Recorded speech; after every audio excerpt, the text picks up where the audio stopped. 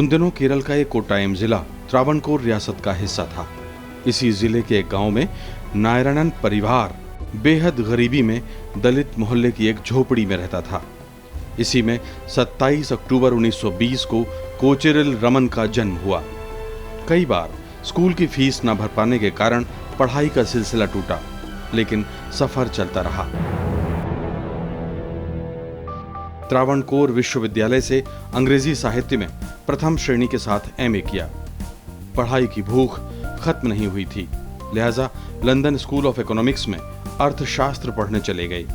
लौटे तो त्रावणकोर यूनिवर्सिटी में 23 साल के नौजवान प्रोफेसर बन चुके थे।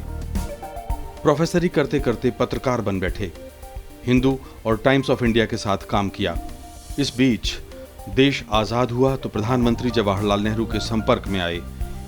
नेहरू जी के कहने पर भारतीय विदेश सेवा ज्वाइन कर ली।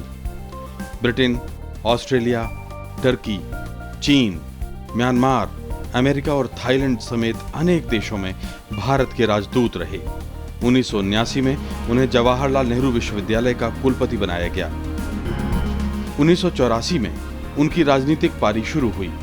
केरल से चुनाव जीतकर लोकसभा पहुंचे। देश के योजना, विदेश, परमाणु ऊर्जा, अंतरिक्ष कार्यक्रम और औद्योगिक अनुसंधान जैसे महत्वपूर्ण विभागों के मंत्री बने। हर भूमिका में के.आर. नारायणन ने अपनी छाप छोड़ी।